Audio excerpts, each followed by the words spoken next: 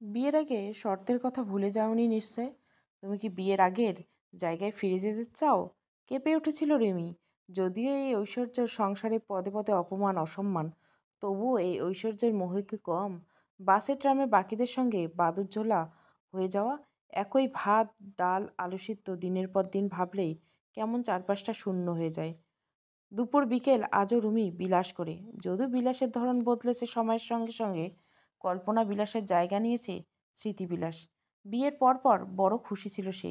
এতবার হিসাব মেলে না।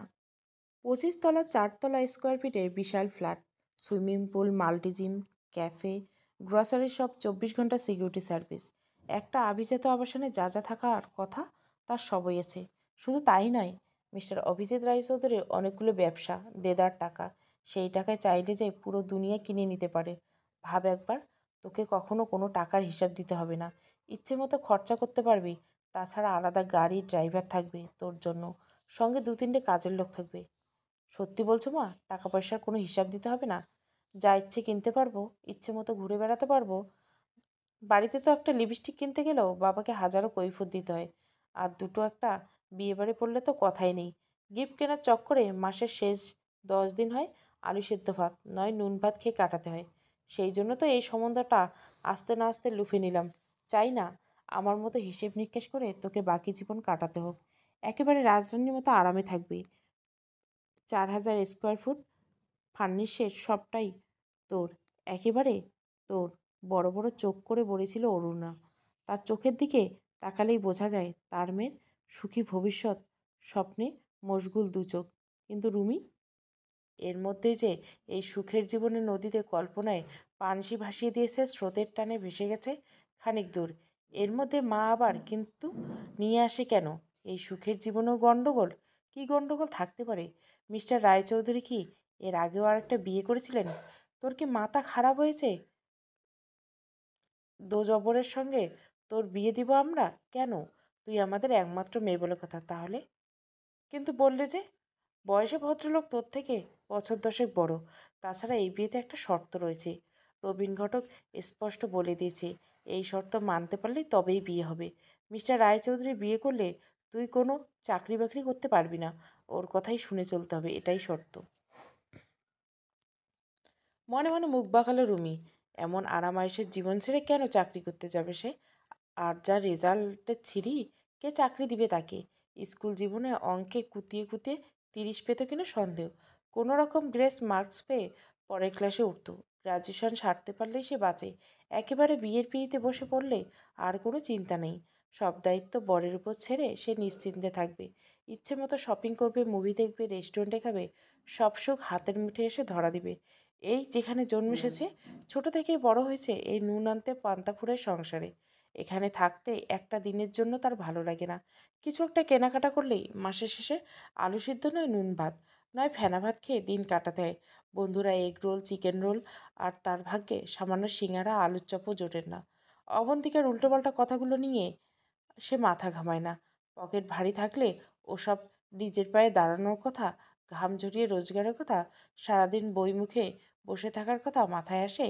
ইচ্ছে হলে অবন্তিকার সামনে হোটেল থেকে পছন্দের খাবার কিনে নিজে খায়, সামনে থাকা বন্ধুদের খাওয়ায়।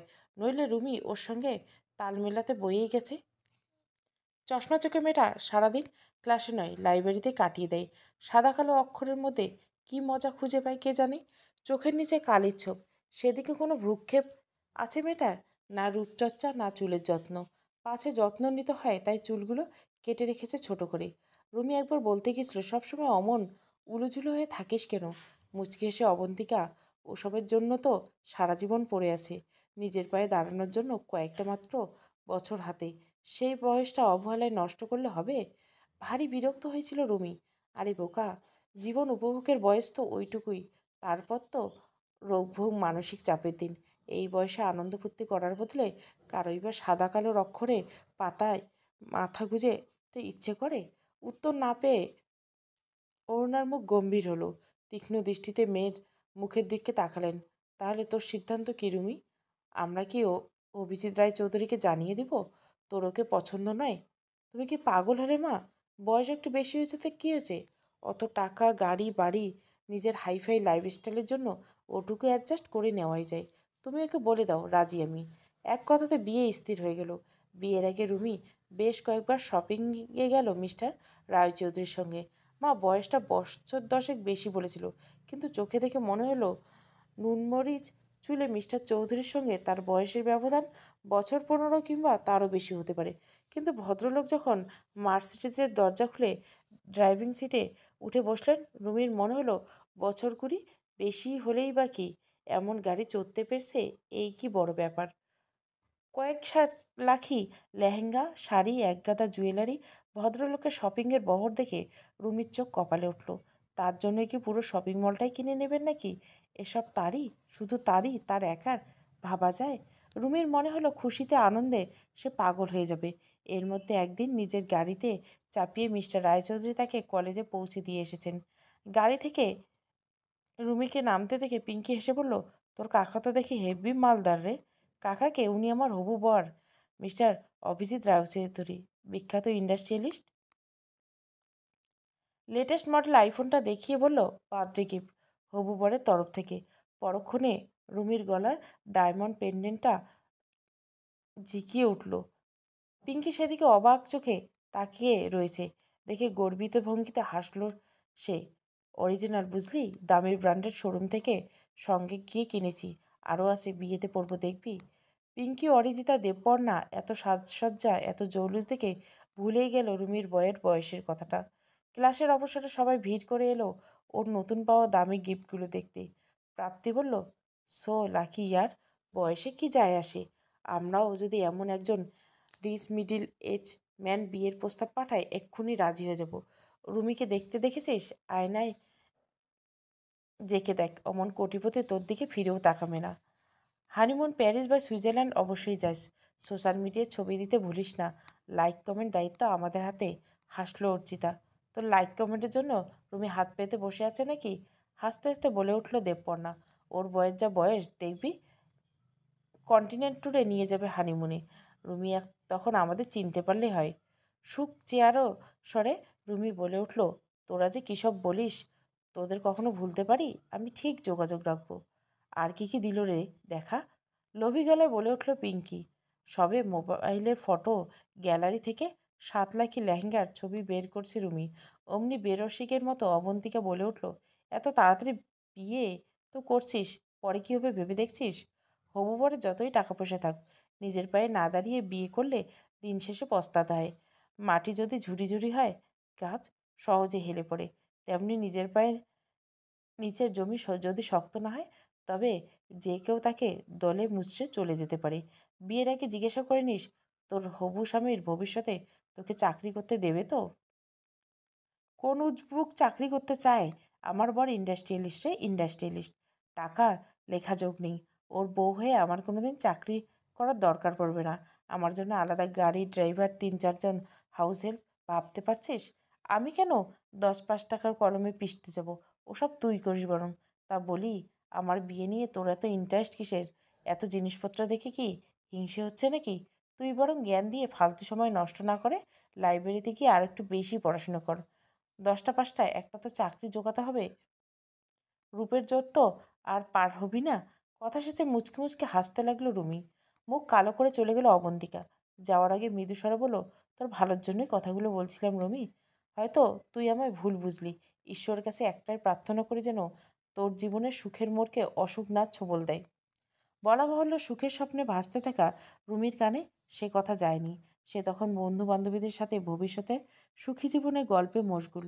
কথার ফাঁকে হাসতে হাসতে বলল, আজ তোদের পিঙ্ক লায়ন রেস্টুরেন্টে খাওয়াবো, খরচ সব আমার। সে তো অনেক টাকা দাম। অত টাকা কোথায় পাবে তুই? ভুঁড়ি তুলে জিজ্ঞাসা করলো দেবপর্ণা। রুমি হাসলো, মসৃণ তোতলানো হাসি। কাবাব, বিরিয়ানি, চিকেন চাপের গন্ধে মম করছে চারিদিক। খাওয়া দাওয়া ফাঁকে বন্ধু বান্ধবরা মিলে গুলতানি করছে। মটনের নরম তুলতুলে পিসটায় কামড় দিয়ে রেস্টুরেন্টের সুদৃশ্য আলোকসজ্জার দিকে তাকালো রুমি। বন্ধুদের মতো সেও প্রথম এত দামি রেস্টুরেন্টে এসেছে। এবার থেকে এসব রেস্টুরেন্টে আসার অভ্যাস করতে হবে। নিজের স্ট্যাটাস মেনটেন না করলে মিস্টার রায়চৌধুরীর সঙ্গে পাল্লা দিবে কিভাবে? এই দিনটার স্বপ্ন সে কতবার দেখেছে। মিস্টার রায়চৌধুরীর দৌলতে আজ তার এতদিনের স্বপ্ন পূরণ হলো। ভাগ্যিস ভদ্রলোককে সে বিয়ে করতে রাজি হয়েছিল। শুনতে পেল দেবপর্ণা পিঙ্কিকে বলেছে অবন্তিকা মাঝে মধ্যে আমাদের ফুটপাতের দোকান থেকে চাউমিন এগরোল খাওয়াই বটে, কিন্তু এমন বড় রেস্টুরেন্টে এত দামি খাবার খাওয়াতে পারবে কোনো দিন? রুমি আমাদের বড় মন, তাই এভাবে যেমন খুশি যত খুশি। তোরা ডেজার্ট অর্ডার কর, আমি তো অরেঞ্জ চিজ কেক নিব। হাত উঁচিয়ে বলল ওয়েটার, ডেজার্টের অর্ডারটা নাও। বড় রেস্টুরেন্টে খাওয়ার সঙ্গে আদব কায়দাগুলো রপ্ত করে ফেলেছে সে। বন্ধুদের ছানা বড়া চোখগুলো দেখে মনে মনে হাসল রুমি। এতদিনে সে অবন্তিকার উপর কবজা করতে পেরেছে। ওরা আর অবন্তিকার ওই ফুটপাতের হোটেলের চাউমিন এগরোল নিয়ে মাথা ঘামাবে না। এবার থেকে কলেজে সে অপ্রতিদ্বন্দ্বী। সোনা, হীরের গহনা, দামি বেনারসি, নামি মেকআপ আর্টিস্টের হাতে জাদুর তুলির টানে সেজে গুজে ঝলমল করছিল রুমি। কোন সাজে সত্যিই তাকে অনন্যা লাগছিল। নিম্ন মধ্যবিত্ত ঘরের মেয়ে হলেও ছোট থেকে রুমি অপরূপা। কুড়িয়ে বাড়িয়ে যেভাবেই হোক নিজের রূপের যত্ন করতে ভুলতো না কোনোদিন। আত্মীয় স্বজন, বন্ধু বান্ধব সবার চোখে চলে যাচ্ছিল রুমির সোনা হিরেতে মোড়া রূপের দিকে। এমন সৌভাগ্য নিয়ে চলছিল ফিসফিসানি। এমন সময় গোলাপ নিয়ে সাজানো খাকি রঙের অডিটা এসে দাঁড়ালো বিয়ের জন্য ভাড়া দেওয়া বাঙ্কোয়েটের দরজায়। আত্মীয় স্বজনদের মধ্যে শোরগোল পড়ে গেল। বর এসেছে, ওরে বর এসেছে রে। নদীর স্রোতের মতো বয়ে চলে সময়। বিয়ের পর সে আয়েসি সুখী জীবন স্বপ্ন দেখছিল রুমি। বাস্তবে যে তার চেয়ে অনেকটা আলাদা সময় পেরিয়ে বুঝতে শিখেছে তে।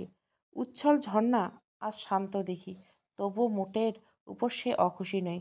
যদিও মাঝে মাঝে অপ্রাপ্তিগুলো খোঁচা দেয়, সাময়িকভাবে মনে হয় এই জীবনে বা কী পেলাম। তারপর আবার জাঁকজমকপূর্ণ জীবনের অংশ হয়ে ওঠে সে। এই সংসার তেমন একটা কাজকর্ম করতে হয় না। তার কাজ কেবল মিস্টার রায়চৌধুরীর সঙ্গে নামি দামি পার্টিতে যাওয়া, আদব কায়দা মেনটেন করে সোশ্যালি অ্যাক্টিভেট থাকা। পুরনো জীবন পুরনো পোশাকের মতোই ছেড়ে এসেছে সে। দামি পোশাক, দামি গয়না, প্রসাধন এসব নিয়ে তার সুখযাপন জলছবি। কিন্তু সে তো চোখের দেখা। সত্যি কি এই যাপন খুশি সে? একসময় যেগুলোকে জীবনের সর্বশ্রেষ্ঠ প্রাপ্তি বলে ভাবত, আর সেগুলো তাকে ব্যঙ্গ করে। একাকিত্বের আধারে মনে পড়ে কতদিন হয়ে গেলেও সে আলু সিদ্ধ কাঁচা পেঁয়াজ দিয়ে মেখে পান্তা খায় না, খায়নি রাস্তার ধারে দাঁড়িয়ে ফুচকা চটপটি। কিন্তু এসবের কথা মিস্টার রায়চৌধুরীকে বলা যাবে না, বললে জুটবে উপহাস। বললে উঠবেন এই জন্য গুরুজনেরা বলে রূপ নয় ঘর দেখে বিয়ে করতে হয়। হাবাতের ঘরের মেয়ে তো, ভুল মানুষকে বিয়ে করে আমার অবস্থা। সম্ভ্রান্ত ঘরের আদব কায়দার ছাঁচে ঢালা অত সহজ না। বড় খারাপ লাগে তখন। যে বন্ধুদের সঙ্গে একসময় যোগাযোগ রাখবে ভেবেছিল অবন্তিকাকে হারিয়ে দেবে অপর্যাপ্ত টাকার জোরে, আর সময়ের গতিপথে সে নিজেই হারিয়ে গেছে। চারিপাশে সবাই, তবু সে বড় একাকী। আর চাইলেও কি যোগাযোগ রাখা যায়? তার নিজের পায়ের মাটিটাই ঝুরঝুরে বালির মতো। একবার মিস্টার রায়চৌধুরীকে বলেছিল বন্ধুদের দেখা করার কথা। মুহূর্তে নিবৃত্ত হতে হয়েছিল তাকে। হাসি মুখে বলা কথায় রুমের শির দাঁড়াবে শীতল স্রোত বয়ে গেছিল। বিয়ের আগে শর্তের কথা ভুলে যাওনি নিশ্চয়? তুমি কি আগের জায়গায় ফিরে যেতে চাও? কেঁপে উঠছিল রুমি। যদিও এই ঐশ্বর্যের সংসারে পদে পদে অপমান, অসম্মান, তবুও এই ঐশ্বর্যের মোহ কি কম? বাসে ট্রামে বাকিদের সঙ্গে বাদুড়ঝোলা হয়ে যাওয়া, একই ভাত ডাল আলু সিদ্ধ দিনের পর দিন ভাবলেই কেমন চারপাশটা শূন্য হয়ে যায়।